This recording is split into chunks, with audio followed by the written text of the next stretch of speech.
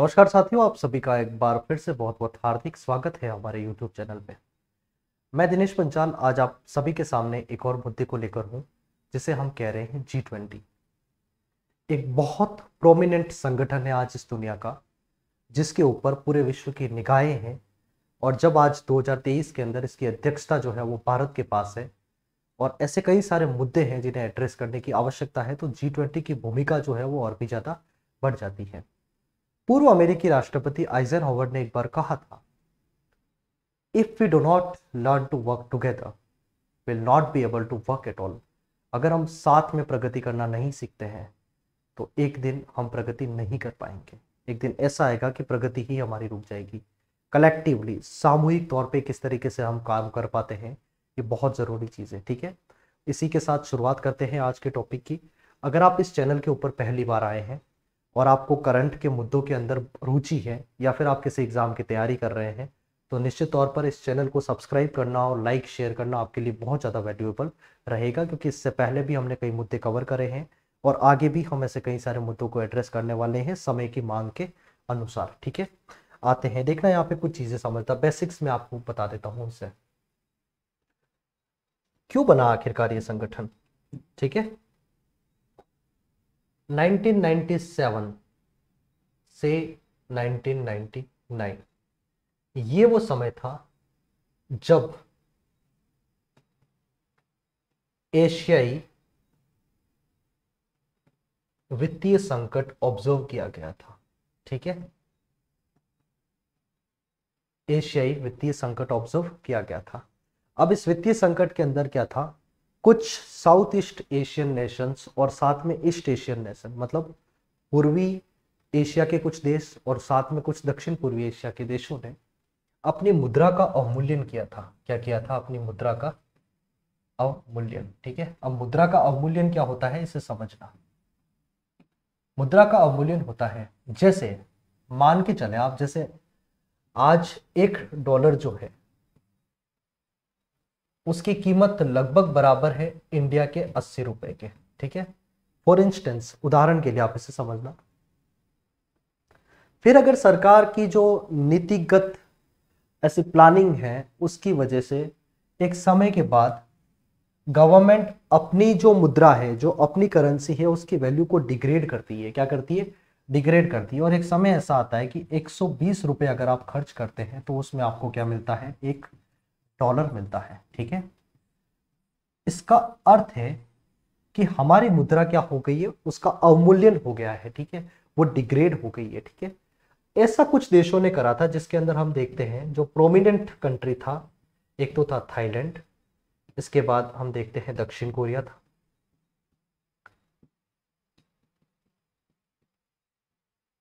इसके बाद इंडोनेशिया। ऐसे कुछ देश थे, इन्होंने इस तरीके की चीजों को किया था। ठीक है, अब इन्होंने ऐसा करा, मुद्रा का अवमूल्यन अगर कोई देश करता है तो उसके पीछे क्या कारण हो सकते हैं? तो इनका सबसे बड़ा रीजन था कि इन्हें लाना था अपने देश के अंदर निवेश। क्या लाना था? निवेश। पर कहीं ना कहीं पर यह एक नीतिगत विफलता रही इन देशों की, ना तो निवेश आ पाया और ऊपर से कंगाल और हो गए। ठीक है, अब इस स्थिति को एक और संगठन था जो 70 के दशक में आ गया था, जिसे हम बोलते हैं G7। क्या बोलते हैं? G7। ये विकसित राष्ट्रों का एक समूह है। किसका समूह है? विकसित राष्ट्रों का समूह। ठीक है, इस घटना के ऊपर प्रॉपर वॉच थी, किसकी? इन डेवलप्ड नेशन की। और इन्होंने इस बात को महसूस करा कि अगर इस तरीके से ये देश अपना काम करते रहे तो पूरी वैश्विक अर्थव्यवस्था जो है वो संकट में आ सकती है। तो आवश्यकता है इन सभी देशों को भी साथ में लेकर एक प्रॉपर इकोनॉमिक ग्रोथ करें। हम साथ में मिलके आर्थिक और वित्तीय तौर पे अगर प्लानिंग बना के अगर हम ग्रोथ करेंगे तो निश्चित तौर पर ही इससे सभी देशों को फायदा होगा। ठीक है, इसी के बाद 1999 की बात है, जब G20 की स्थापना होती है। G20 की स्थापना होती है। ठीक है, अब G20 की स्थापना होती है, उस समय से लगा के 2008 तक, 2008 तक, क्योंकि आप ये समझना, जब इस ग्रुप को बनाया गया तो उसके पीछे इसका जो एक फंडामेंटल था, वो ये था कि हमें हमारी आर्थिक तंत्र को मजबूत करना है, आगे आने वाले समय में हम किसी तरीके के वित्तीय संकट का सामना न करें। इस प्लानिंग के साथ ही काम किया गया था, ठीक है। फिर क्या होता है, जब ऐसा हुआ तो 2008 तक इसके सम्मेलन हुए। क्या हुए? सम्मेलन हुए। और इन सम्मेलन के अंदर कौन भाग लेता था? तो वित्त मंत्री जो इन G20 के हैं, ग्रुप ऑफ 20, वैसे नेशन तो इसके अंदर 19 है ना, 19 तो देश है और उसके बाद एक संगठन है, उनके वित्त मंत्री और साथ में उनके गवर्नर जो हैं, जो उनके केंद्रीय बैंक है, जैसे भारत के अंदर केंद्रीय बैंक है रिजर्व बैंक ऑफ इंडिया, तो उसके गवर्नर जो है वो भी इसके अंदर शामिल होते थे। तो ये होता था सम्मेलन। क्या होता था? सम्मेलन। पर 2008 से इसके शिखर सम्मेलन होना शुरू हुए। शिखर सम्मेलन का अर्थ क्या होता है? ऐसा सम्मेलन जहां पर संबंधित राष्ट्रों के प्रमुख राष्ट्राध्यक्ष आकर मिले तो उसे हम कहते हैं शिखर सम्मेलन, जिसका अर्थ होता है शीर्ष के नेता अगर आके मिलते हैं तो उसे हम क्या कहते हैं? शिखर सम्मेलन। तो 2008 में होने शुरू हुए। पहला जो सम्मेलन है वो हुआ था वॉशिंगटन में। कहां हुआ था? वॉशिंगटन में, ठीक है। इसके बाद अभी वर्तमान में जो सम्मेलन हो रहा है उसकी अध्यक्षता किसके पास है? भारत के पास है, ठीक है।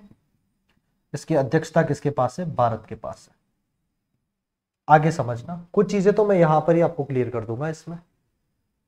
फिर क्या हुआ? एक सिस्टम चलता है ट्रोइका। क्या सिस्टम चलता है? ट्रोइका। अब जैसे अगर ये संगठन है तो क्या इसका कोई मुख्यालय है? क्या इसका कोई सचिवालय कहीं पर बना हुआ है? तो बिल्कुल नहीं, क्योंकि इसका रीजन है, इसकी अध्यक्षता और इसका जो सचिवालय और मुख्यालय है वो हर साल ट्रांसफर होते हैं। किसी भी पर्टिकुलर एक देश के पास इसका कोई मुख्यालय नहीं है, ठीक है। ट्रोइका का अर्थ होता है इसमें 3 तरीके के राष्ट्र सम्मिलित होते हैं, जैसे वर्तमान, इसके बाद पूर्व और आगामी। अभी वर्तमान में हम हैं 2023 में, 2022 में कहीं और संगठन हुआ, इसका सम्मेलन हुआ था, सॉरी, और 2024 में भी कहीं और सम्मेलन इनके होंगे। 24 में सम्मेलन होने वाला है, वो होने वाला है ब्राजील में, ठीक है, याद रखें इसे। वर्तमान में इसकी जो अध्यक्षता है वो भारत के पास है, और आगे जो 2022 के अंदर सम्मेलन हुआ था उसकी अध्यक्षता थी इंडोनेशिया के पास, ठीक है। तो ये ट्रोइका के माध्यम से क्या होता है, बेसिकली हम देखते हैं कि जो इसकी अध्यक्षता जो है वो ट्रांसफर होती रहती है, ठीक है। ग्रुप 1 का कंट्री पहले करता है, फिर ग्रुप 2 का कंट्री करेगा, फिर 3 का, इस तरीके से ये जो प्रेसिडेंसी है वो ट्रांसफर होती रहती है, ठीक है। और इसी को हम कहते हैं ट्रोइका। क्या कहते हैं इसे? ट्रोइका। और अभी हाल में जो ट्रोइका बना है 3 देशों से मिलकर, भारत, इंडोनेशिया और ब्राजील। पहली बार ऐसा हुआ है कि तीनों के तीनों देश कौन से हैं? इसमें विकासशील देश है। कैसे देश है? विकासशील देश है, मतलब एक भी विकसित देश नहीं है, ठीक है। इतनी बात समझी हमने। आई थिंक चीजें आपके लिए क्लियर हो रही होंगी। फिर आगे बढ़ते हैं। अब आते हैं हम, जैसे इसके बाद ये थीम भी देख लेना आप। लोगो जो है वो क्या, लोगो में क्या चीज बता रखी है, तो आप देखोगे सबसे पहले तो G20 लिखा हुआ है, ठीक है। G20 जो लिखा है यहाँ पर एक कमल का फूल है जो राष्ट्रीय पुष्प है अपना, ठीक है। कमल के फूल के ऊपर क्या है? पृथ्वी है, ठीक है। ये सिंबल हो गया इसका। इसके बाद भारत जो है वो देवनागरी लिपि के अंदर लिखा हुआ है। इसके बाद 2023 और फिर ये इंडिया लिखा हुआ है। इसके बाद इसकी थीम अगर पूछा जाए तो वो है वसुदेव कुटुंबकम, ठीक है। और उसके बाद उसकी टैगलाइन जो है one earth, one family, one future, ठीक है। इसको थोड़ा सा ध्यान में रखें। फिर आगे बढ़ते हैं। क्या है G20? बेसिकली मैं इन्हें बता चुका हूं क्या है G20, ये भी क्लियर है। क्यों बनाया गया था ये भी क्लियर है। कौन कौन से देश इसमें शामिल है अब यहाँ पे हम बढ़ेंगे, ठीक है। ये सारी चीजें क्लियर है, आप चाहें तो इसे पढ़ सकते हैं पोस्ट करके, ठीक है। अब देखना इसके अंदर कौन कौन से देश शामिल है। तो सबसे पहला देश है यहाँ पे अर्जेंटीना, ऑस्ट्रेलिया, ब्राजील, कनाडा, चीन, फ्रांस। ये सबके फ्लैग भी हैं। जर्मनी है, भारत है, इंडोनेशिया है, इटली है, जापान है, मैक्सिको है, कोरिया गणराज्य है, रूस है, सऊदी अरब है, दक्षिण अफ्रीका है, तुर्की है, यूनाइटेड किंगडम है, इसके बाद संयुक्त राज्य अमेरिका है। और ये जो आपको दिख रहा है, क्योंकि अभी तक जो हमने बात करी वो 19 देश थे, और ये एक क्या है? संगठन। और अगर आपसे प्रश्न पूछा जाता है कि G20 के अंदर कुल कितने देश है, तो आपका जवाब होना चाहिए 19 देश है, ठीक है। और एक संगठन है जिसे हम कहते हैं यूरोपियन यूनियन, ठीक है। और एक इसका स्थायी अतिथि है, जब भी कहीं सम्मेलन होता है तो उसको परमानेंट गेस्ट के तौर पे बुलाया जाता है, ठीक है, वो है स्पेन, ठीक है। आगे बढ़ते हैं। अब देखना है इसके कुछ ग्रुप बने हुए हैं, ठीक है, और उसी तरीके से वापस इसकी अध्यक्षता जो है वो ट्रांसफर भी होती रहती है। जैसे अभी ग्रुप 2 के कौन से नेशन के पास है, इसके पास है, भारत के पास है, फिर वापस आगे अर्जेंटीना के पास जाएगी, ऐसा। तो ग्रुप 1 में Australia, Canada, Saudi Arabia, United state शामिल है। अब भारत जो है वो कौन से ग्रुप का सदस्य है, तो ये भी याद रखें, भारत ग्रुप 2 का सदस्य है। और इस ग्रुप के अंदर भारत के साथ रशिया, दक्षिण अफ्रीका और तुर्की, ये 3 देश शामिल है। ग्रुप 3 में अर्जेंटीना, ब्राजील और मैक्सिको है। ग्रुप 4 में, सॉरी यहाँ पे 4 है, यहाँ पे 5 है। ग्रुप 4 में France, Germany, Italy, United kingdom शामिल है। और लास्ट में चीन, इंडोनेशिया, जापान, दक्षिण कोरिया, ये सारे के सारे शामिल है। दैट शुड बी क्लियर, है ना। आगे बढ़ते हैं यहां से। अब इसकी कार्यशैली के अंदर कुछ बात करेंगे। जैसे अब कार्यशैली देखना है, ये 2 ट्रैक पे काम करती है, ठीक है। इसके अंदर एक ट्रैक सिस्टम होता है, ये ट्रैक सिस्टम होता है, ठीक है। अब वो ट्रैक क्या होते हैं,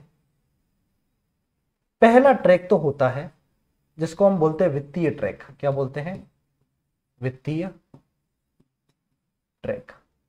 और दूसरा ट्रैक होता है शेरपा ट्रैक, शेरपा ट्रैक, समझना है इसे।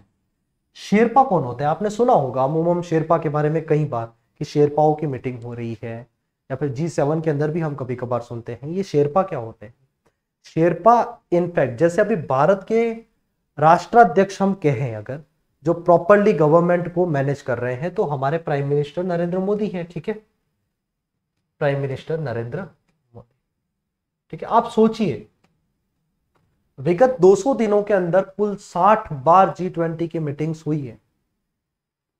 क्या एक पीएम के पास इतना समय है कि वो उन सारी की सारी मीटिंग्स को अटेंड कर पाए, उनको मैनेज कर पाए, क्या उनका क्रियान्वयन हो रहा है उसे देख पाए, उनके अंदर समायोजन बना पाए? ये सारी की सारी जिम्मेदारियां इनका एक निजी प्रतिनिधि होता है। जैसे नरेंद्र मोदी के अभी जो शेरपा है, ठीक है, इस मीटिंग के, वो हैं अमिताभ कांत। कौन है, अमिताभ कांत। उसी तरीके से सभी देशों के जो राष्ट्राध्यक्ष है उनके भी प्रतिनिधि है। ये शेरपा क्या करते हैं, बेसिकली आप ध्यान रखना, इनका काम होता है जो सामाजिक आर्थिक मुद्दे जो भी हैं, सामाजिक आर्थिक मुद्दे, उनके ऊपर काम करना। और वहीं पे जो वित्तीय मुद्दे होते हैं, वित्तीय मुद्दे होते हैं, उनके ऊपर काम कौन करता है, ये जो वित्तीय ट्रैक है। इसके अंदर कौन शामिल होते हैं, तो जो उनके गवर्नर्स होते हैं सेंट्रल बैंक्स के, और साथ में कौन है, फाइनेंस में, सॉरी इनके जो फाइनेंस मिनिस्टर, एग्जैक्टली वित्त मंत्री जो है वो इसके अंदर शामिल होते हैं, ठीक है। ये बात याद रखें। शेरपा ट्रैक 2 ट्रैक के ऊपर काम करते हैं, आगे इसको अच्छे से समझेंगे हम। शेरपा पक्ष की ओर से G20 प्रक्रिया का समन्वय किया जाता है, सदस्य देशों के शेरपाओं द्वारा किया जाता है। मतलब जितने भी सदस्य देश है वो सारे शेरपा उसका समन्वय करते हैं, जो नेताओं के निजी प्रतिनिधि होते हैं, दैट शुड बी क्लियर। वित्त ट्रैक का नेतृत्व सदस्य देशों के वित्त मंत्री और सेंट्रल बैंक के गवर्नर करते हैं। बहुत अच्छे से मैं आपको बता चुका हूं ये। आगे बढ़ते हैं। शेरपा वर्ष के दौरान हुई वार्ता का पर्यवेक्षण करते हैं, ठीक है। पूरे वर्ष भर जितनी सारी मीटिंग हुई है, मैंने आपको बताया, जैसे अभी 60 मीटिंग हुई है विगत 200 दिनों के अंदर, इन सारी मीटिंग का ऑब्जर्वेशन करेंगे। शिखर सम्मेलन के लिए एजेंडा आइटम पर चर्चा करते हैं, और G20 के मूल कार्य का समन्वय कौन करते हैं, शेरपा करते हैं। इसके अलावा ऐसे संपर्क समूह हैं जो G20 देशों के, अब देखना अभी बीच में जो विमन 20 भी मिले थे ना, महिलाओं के जो 20 का संगठन है वो भी मिला था। इसके बाद सांसद है, विचार मंच है, कुछ महिलाओं का संगठन, युवाओं का संगठन है ना, यूथ 20, व्यवसाय, ये सारे के सारे अलग अलग सेक्टर के लोग जो है वो आकर 20-20 रिप्रेजेंटेटिव, सारे जो अपने इकाई है वहां से आके इसके अंदर मीटिंग होती है। तो इन सब का समन्वय वगैरह शेरपाओं के द्वारा किया जाता है, ठीक है। अब जैसे मैंने बताया, समूह का कोई स्थायी सचिवालय नहीं है, हर साल प्रेसिडेंसी ट्रांसफर होती रहती है, ठीक है। इसकी अध्यक्षता ट्रोइका वाला सिस्टम जो मैंने आपको शुरुआत में बता दिया था, ठीक है, और जिसमें पिछला होता है वर्तमान और आने वाला अध्यक्ष। भारत की अध्यक्षता के दौरान ट्रोइका में क्रमशः इंडोनेशिया, भारत और ब्राजील शामिल है, ठीक है। शुरुआती वर्षों में यह केवल वित्तीय क्षेत्र तक ही सीमित था, यह भी बता चुका हूं मैं आपको। जहां 2008 तक केवल वित्त मंत्री और केंद्रीय बैंक के गवर्नर ही मिला करते थे, दैट शुड बी क्लियर। 2008 से राज्यों के प्रमुखों ने भी इसमें हिस्सा लेना शुरू किया है। दुनिया की जीडीपी में, अब ये देखना, ये जो ग्रुप बना है G20, पूरी दुनिया की जीडीपी में इसकी हिस्सेदारी कितनी है? 85% लगभग। इसके अलावा G20 देशों में दुनिया का कुल 85% प्रोडक्शन होता है, और अंतरराष्ट्रीय समूह में अंतरराष्ट्रीय व्यापार जो है उसके अंदर इसकी हिस्सेदारी कितनी है? 75%। ठीक है, और लगभग 2/3 जनसंख्या भी इन सारे देशों के अंदर आ जाती है। अब इस बार जो G20 समिट है उसके अंदर कौन कौन से कंट्रीज है जिन्हें इनवाइट किया गया है? तो बांग्लादेश है, इजिप्ट है, मॉरिशस है, नीदरलैंड है, नाइजीरिया है, ओमान है, सिंगापुर है, स्पेन है और यूएई। और स्पेन के बारे में याद रखें, ये क्या है आपका? परमानेंट गेस्ट है। ठीक है, स्पेन स्थायी अतिथि है। ठीक है, ये बात क्लियर होनी चाहिए। फिर आगे बढ़ते हैं, इन सारे देशों को बुलाया गया है। अब भारत के लिए ये क्यों महत्वपूर्ण है, इसके बाद ध्यान रखें, इसमें कुछ संगठनों को भी बुलाया गया है, जैसे एयू है, अफ्रीकन यूनियन है, इसके बाद आसियान को भी बुलाया गया है। इस तरीके के संगठन भी इसके अंदर पार्टिसिपेट करेंगे अभी जो सम्मेलन होने वाला है उसमें। ठीक है, अब समझना, पूरे विश्व को अगर आप 2 खंडों में बांटते हैं, जैसे ऊपर वाले देशों को हम कहते हैं नॉर्थ और नीचे वाले देशों को हम कहेंगे साउथ। ठीक है, नॉर्थ के अंदर बेसिकली वो देश आते हैं जो अमेरिका और यूरोप के कुछ देश हैं, और साउथ में वो देश आते हैं जिसमें अफ्रीका आ जाता है, इंडिया के आसपास के देश आ जाते हैं, इसके बाद जो साउथ ईस्ट एशिया वाले देश हैं वो सारे आ जाते हैं। ठीक है, अब आप देखोगे ये तो पूरा ग्लोबल नॉर्थ है, ये ग्लोबल साउथ है। ग्लोबल साउथ की एक आवाज के तौर पे किसे देखा जा रहा है? आज भारत को देखा जा रहा है। बीच में कई सारे इनके जो साउथ के अपने देश हैं उनको बुलाया भी था इंडिया ने, जिसमें अफ्रीकन यूनियन को भी शामिल किया गया था, और उनसे भी पूछा गया था किन किन मुद्दों के ऊपर आप चर्चा करना चाहते हैं, तो वो हम मुद्दे G20 के सामने रखेंगे। ऐसी बात है, ग्लोबल साउथ की एक तरीके से एक आवाज भारत बन सकता है आज की घड़ी में। और भारत हमेशा बहुपक्षवाद की बात करता है, सभी मिलकर कोई काम करे, है ना, तो बहुपक्षवाद में थोड़ा सुधार आ सकता है, उसका सुदृढ़ीकरण हो सकता है। ठीक है, इसके बाद वैज्ञानिक तौर पे भी सबकी हिस्सेदारी से हम लोग आपस में जो डेवलपमेंट है वो कर सकते हैं। इसके बाद साइंस एंड टेक के अंदर भी अच्छा काम किया जा सकता है। और इसके बाद SDG जो है, हमारा जो सतत विकास कार्यक्रम जो है, उसके जो भी गोल है जो 2030 तक अचीव करने हैं, उनके ऊपर भी चर्चा हो सकती है। इसके बाद जो हमारी आज डिजिटल अर्थव्यवस्था है उसके अंदर साइबर सुरक्षा जो है उसका मुद्दा भी एक तरीके से चर्चा का विषय हो सकता है। महिला सशक्तिकरण की बात है, लोकतंत्र की बात है, डिजिटल प्रौद्योगिकी की बात है। ये मैं इनके ऊपर ज्यादा डिस्कस क्यों नहीं कर रहा हूँ, क्योंकि अभी कुछ दिनों के बाद ही आपके सामने इसका एजेंडा आ जाएगा, जहां पर क्या क्या चीजें हमारे सामने हुई है वो क्लियर हो जाएंगी।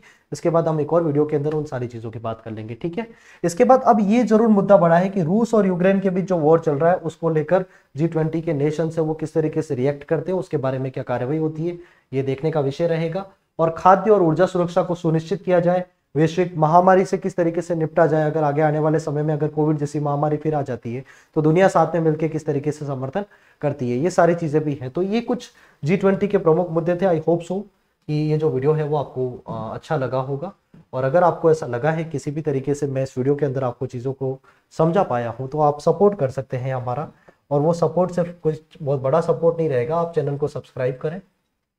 ठीक है, और इसे अपने साथियों के साथ शेयर जरूर करें, और वीडियो अगर अच्छा लगा है तो इसे लाइक जरूर करें। ठीक है, अंतिम में बोल रहा हूँ ये बात क्योंकि अगर आपको पूरा वीडियो सही से पसंद आया है तो आप ये काम कर सकते हैं।